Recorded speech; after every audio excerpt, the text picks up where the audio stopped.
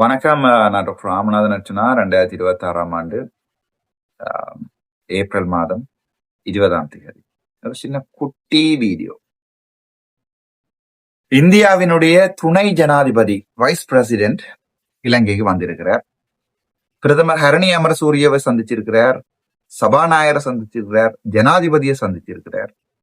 தமிழ் கட்சிகள் எல்லாருமே போய் சந்திச்சிருக்கிறார்கள். அதுல பாத்தீங்கன்னு சொன்னால் தமிழ் கட்சியில்னா ஒரு பாராளுமன்ற உறுப்பினராவது குறைஞ்சே இருக்கணும். அது கூட இல்லாத கனவேர் போய் சந்திச்சிருக்கணும். கட்டக்களத்தன் உட்பட, சுரேஷ் பிரேமச்சந்திரன் உட்பட இந்திய ஜனாதிபதியை போய் சந்திச்சிருக்கணும். நீங்கள் அந்த வீடியோ பார்க்கணும்.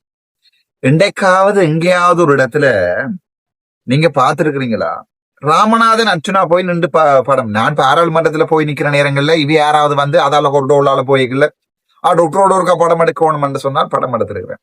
அதுகள் நான் இல்லை என்று சொல்லல. அந்த படங்கள் வெளியால இல்லாம இந்த துணை தூதரகங்கள்லயோ போய் வேற வேற தேவைகளுக்காக நான் இனிமேல் போவேன். அது வேற பிரச்சனை தேவைப்பட்டா. ஆனால் இந்த இந்திய தூதரகங்கள்லயோ இந்திய கன்சுலர் ஜெனரல், நான் உங்கள்கிட்ட இந்திய கன்சுலர் ஜெனரல்கிட்ட ஆங்கிலத்துல கேட்ட கேள்விகள் எல்லாம் தமிழாக்கம் செய்து போட்டா ஞாபகம் இருக்கா உங்களுக்கு? கோல்ட்ல நடந்த விஜயதாச ராஜபக்ச தலைமை தாங்கி நடத்திய பே ஆஃப் பெங்கால் என்று சொல்லுகின்ற ஒரு ப்ரோக்ராம்ல, வங்காள விரிகுடாவை பாதுகாக்கிற சம்பந்தமான ப்ரோக்ராம்ல இலங்கை தமிழ் மீனவர்களுடைய பாதுகாப்பு இல்லாத வாழ்க்கை சம்பந்தமான அவர்களுடைய மீன் வளம் சுரண்டப்படுறது தொடர்பாக Hambantota consular general, Indian consular ஜெனரல்கிட்ட அவருடைய ஒரு குப்தா வயது ஒரு பேர் கேள்வி கேட்ட தமிழ் ஆக்கம் செய்யப்பட்ட வீடியோக்கள் நீங்கள் பார்த்திருப்பீங்கன்னு நினைக்கிறேன். பார்த்தா நீங்க என்ன ஃபாலோ பண்றீங்கன்னு அர்த்தம்.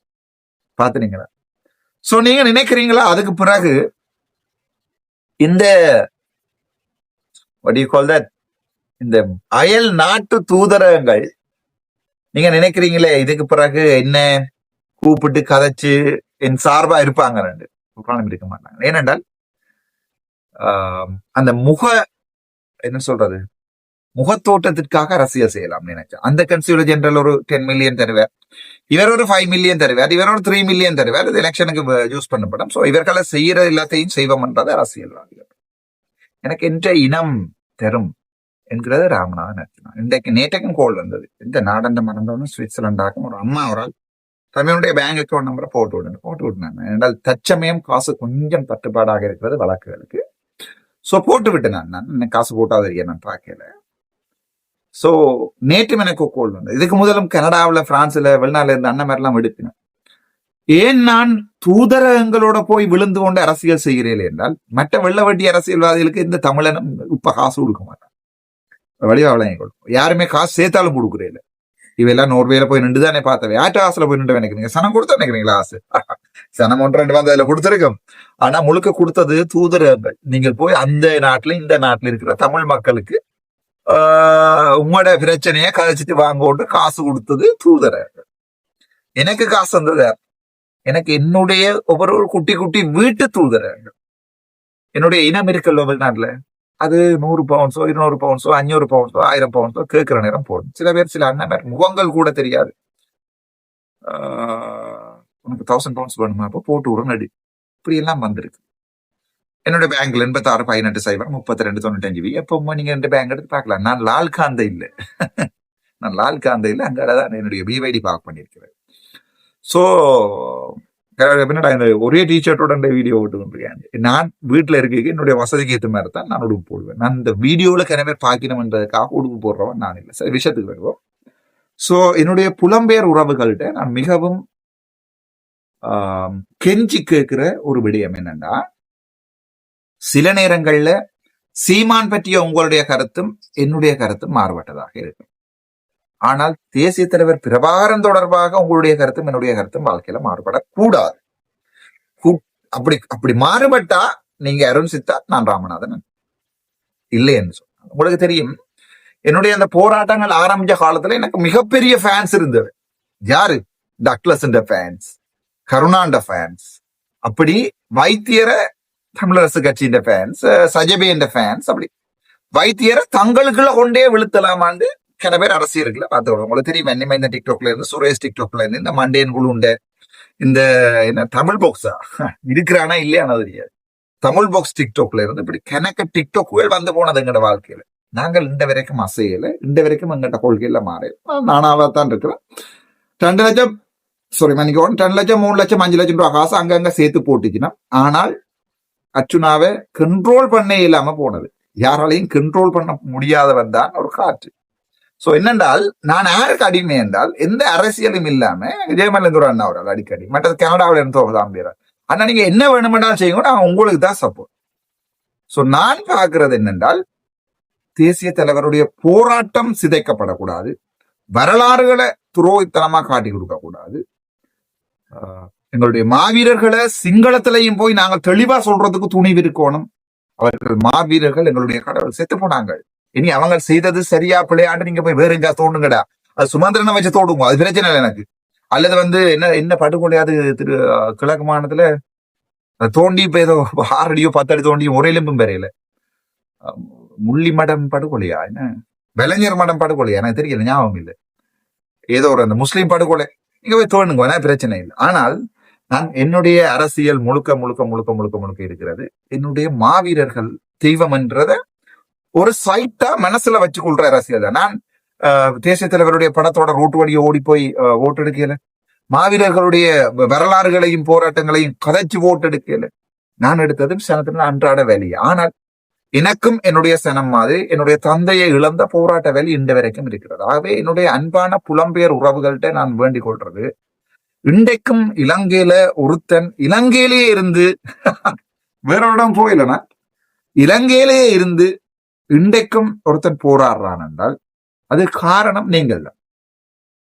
நீங்கள் இதுவரைக்கும் செய்த கோடான கோடி பண உதவி, நீங்கள் இதுவரைக்கும் செய்த எனக்கு மனதுக்கு தந்த அந்த ஒரு நீ அடிபாடு, நாங்க பின்னால இருக்கிறோம், நாங்க இருக்கிறோம் தம்பி, நீ யோசிக்காத, இந்த வசனங்கள் தான் இந்த வரைக்கும் என்ன இந்த அரசியல்ல உயிர்ப்பா வச்சிருக்கு. அதை வடிவா விளைய கொள்ளுங்க. மற்றபடி எனக்கு எந்த துணை தூதரகங்களோ எனக்கு எந்த இவங்களோ என்ன வச்சிருக்கல, வடிவா விளைய கொள்ளுங்க. எந்த துணை தூதரகங்களோ எந்த நாடுகளோ உங்களுக்கு காசு தரையில.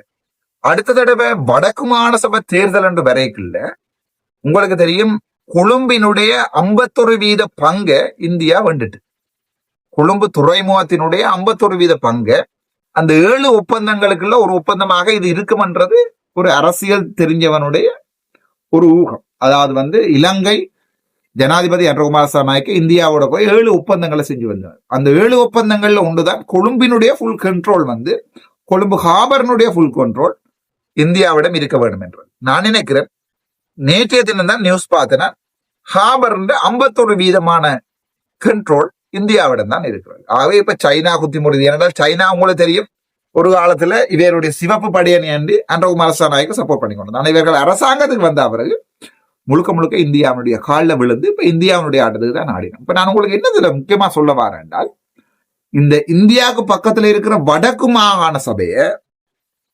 இந்தியா ஒருபோதும் சுயமா சிந்திக்கிற ஒரு அரசியல்வாதிட்ட போறதுக்கு விடாது. தான் சொல்றதுக்கு நக்கிறதுக்கு உரிய அரசியல்வாதிகள், அது மண்டையன் குழுவா இருக்கலாம், சுரேஷ் பிரேமச்சந்திரனா இருக்கலாம், செல்வமடக்கலநாதனா இருக்கலாம், தமிழரசு கட்சியா இருக்கலாம், CVK சிவஞானா இருக்கலாம், ஸ்ரீதரன் மாதிரியான கைநாட்டுகளிடம் கொண்டு இந்தியா கொடுக்க பார்க்கும். அதை வடிவா ஞாபகம் வச்சுக்கோ. அதனாலதான் இப்ப என்னன்னா, இந்தியா அரசியலே மாறுது. நானேன் TVKக்கு மறைமுகமாக சப்போர்ட் பண்றேன்டா, இந்த அரசியல்ல கருணாநிதியின் பரம்பரை செய்த அரசியலும் காணும், ஜெயலலிதா ஆக்கள் அடிச்ச கூத்துகளும் காணும் என்றாரு. சோ புதுசா வரால் கொடுத்து பார்ப்போம். விஜய் எப்படி கூத்தடிப்பாரு எங்களுக்கு தெரியாதுதானே, அவர் தான் இப்பதான் அரசியலுக்கு வர. தற்சமயம் தமிழ்நாட்டு மக்களுக்கு, தமிழீழ மக்கள்ல ஒரு உறவு இப்பவும் விஜய் மூலம் சேரும் வருமாக ஒரு நப்பாசை. அன்றகுமார் சாநாயக வரைகளை நாங்க எல்லாரும் என்ன சொன்னாங்க, நான் என்ன சொன்னான் கடைசியா, ஓகே அன்றகுமார் சாநாயகாவை போடுவோம். சில நேரங்களில் அன்றகுமார் சாநாயக்க தேசிய தலைவர் மாதிரியே ஒரு ஊழல் இல்லாத நாட்டை கட்டி எடுக்கலாம். நான் எல்லாம் பிசைனதா இல்லையா? சோ அதே மாதிரி TVK இளைய தளபதியும் நாளைக்கு வேற ஏதாவது கூத்தாடிக்கலாம், அது எங்களுக்கு தெரியாது. ஆனா தற்சமயம்ல இருக்கிற பெஸ்ட் ஆப்ஷன் சீமான் இல்ல. சீமானுக்கு இந்தியா ஜனம் அள்ளி அள்ளி ஓட் போடுமெண்டா நாங்க சப்போர்ட் பண்றது வேற இல்லை. ஆனால் அந்த நொண்டி குதிரையில பந்தயம் கட்டுறதுக்கு முட்டாள் அரசியல்வாதி இல்லை நான். சோ இந்த நொண்டி குதிரையில பந்தயம் கட்டுறதுக்கு நான் தயாரா இல்லை. பட் அது குதிரை தான், அதை ஒத்துக்கொள்றேன் நான். ஆனால் நொண்டி குதிரை கால் உடைஞ்சு விட்டது. இதை வச்சு கண்ணாடி பட்டிக்கல அடுத்ததா பார்க்க வேண்டிய விடயம் இந்த ஸ்டாலினுடைய கூட்டணி. அது ஏற்கனவே இருந்து விழால மங்களை துளைச்சது காணும் தானே. இப்ப புதுசா வாரது விஜய். சோ கொடுத்து பாப்பம் என்கிறது தான் என்னுடைய விஜய்க்கு ஒரு சான்ஸ் ஒன்றை கொடுத்து பாப்பம். ஏன் அன்றகுமார் சனாய்க்கு சிங்கள சனம் தமிழ் சனம் எல்லாம் அள்ளி 159 பாராளுமன்ற உறுப்பினர் போட்டது. இவ என்ன செய்யணும்ன்றத பாப்பம் என்றது. இவ செய்யற கூத்துகள்ல தான் 2026 ஆண்டு எல்லாமே மாறப்போகுது. 2029 ஆண்டு எல்லாமே மாறப்போகுது.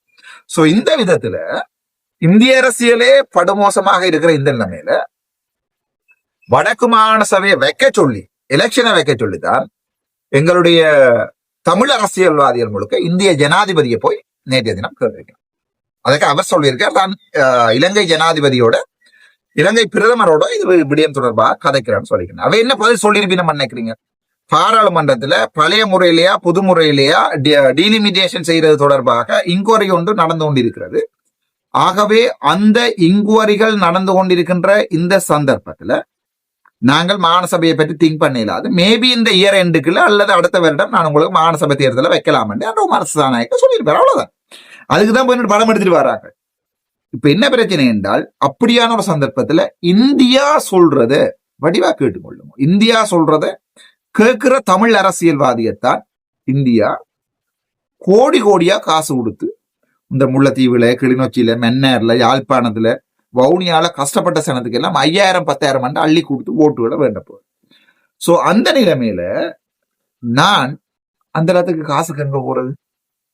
ஆனா நான் தோத்தா தேசிய தலைவர் தோக்குறாருன்றதை ஞாபகம் வச்சுக் கொள்ளுங்க. என்றால் நான் நினைக்கிறேன் தலைவர் கனவு கண்ட அந்த ஒரு தமிழீழத்தை கொள்கை அளவுல ஒரு ஊழல் இல்லாத நாட்டை தலைவருடைய வரலாற்றை நாங்கள் இங்க திருப்பி மறுபடியும் புத்தகங்கள்ல வாசிக்கக்கூடிய நிலைமையிலேயாவது கொண்டு வரலாம்னு நான் நினைக்கிறேன். சிங்கள மக்கள்ல 41,000 பேர் ஃபாலோவர்ஸ் உள்ள டாக்டர் ராமநாதன் அர்ச்சுனாவுடைய புத்தகம் இருக்கு. தமிழ் மக்கள்லையும் எத்தனையோ ஆயிரம் பேர் என்ன ஃபாலோ பண்ணுகிறார்கள். ஆனால் ஒரு சில பேருக்கு என்ன சிங்கள மக்கள்லையும் ஒரு நல்ல மதிப்பை பெற்றுக்கொண்டு தமிழ் மக்கள்லையும் நல்ல மதிப்பை பெற்றுக்கொண்டு ஏன்னா நான் இந்த நாட்டுல சாகிறதுக்கு முன்ன சிங்கள தமிழர் ஒற்றுமையாக வாழ்றதுக்கு தான் சிந்திக்கிறேனே ஒழிய மீண்டும் ஒரு ரத்த கலரைக்கு சிந்திக்கிறேன்.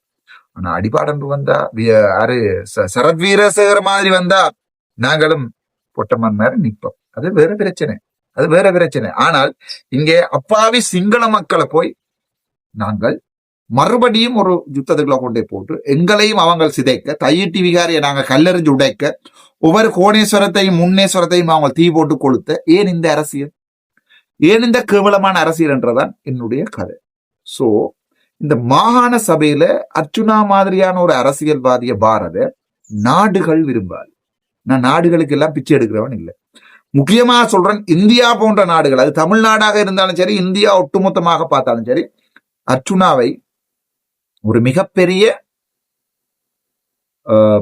அடுத்த பிரபாகரனாத்தான் இந்த நாடுகள் கணித்து வச்சிருக்கிறார். அதாவது தான் சொல்றதை கேட்க மாட்டான், அவன் நினைச்சபடிதானே செய்வான். ஆகவே இவன் வந்தால் பிரச்சனை என்பதுதான் இந்த நாடுகளுக்குரிய பிரச்சனை. இதால்தான் எந்த கன்சியூலர் ஜெனரல் எனக்கு கோல் எடுத்து வாங்கோ கதைப்பம் என்றால் நான் போறேன். ஏனென்றால் கதைக்க வேண்டிய தேவை இல்லை. நீங்க கதைக்கிறதாக இருந்தால் வடக்குல வாழ்ற மீனவர்களுடைய பிரச்சனையை முதல்ல முடியுங்க கதைப்போம். நீங்க செய்ய வேண்டியது பெணவடியங்கள் இருக்கிறது. ஆகவே எங்களை கூட்டி வச்சு படம் எடுத்து போட்டு போய் இந்தியாவில அர்ச்சுனாவும் எங்களுடைய தூதரகத்தினுடைய கட்டுப்பாட்டுல தான் இருக்கிறார் என்கிற பித்தலாட்ட வேலைகளுக்கு ராமநாதன் அர்ச்சுனா அப்படி சிக்கிறதுக்கு முட்டாள் இல்லை. சோ நான் என்னுடைய தமிழ் இனத்திட்ட கேட்கிறேன், இந்த மாகாண சபை வந்தா இந்தியாவினுடைய பண பலத்தையும் இந்தியாவினுடைய அரசியல் பலத்தையும் இந்த வெள்ளவட்டியலுக்கு கொடுத்தா தமிழரான நீங்க யாருக்கு சப்போர்ட் பண்ணுவீங்க? யாருக்கு சப்போர்ட் பண்ணுவீங்க? உங்கள்ட்ட கேட்கிறேன். உங்களுக்கு நான் வேணுமா அல்லது இந்தியாவால அழிக்கப்பட்ட தேசிய தலைவருடைய போராட்டத்தை திருப்பி வச்சு மிச்சம் வச்சு அழிக்கிற எங்கள்ட தமிழ் அரசியல்வாதிகள் வேணுமா? வடிவா யோசிக்கணும். அந்த நேரத்தில் நான் உங்கள்ட்ட உதவி கேட்பேன். நன்றி, வணக்கம் டாக்டர் அர்ச்சனா.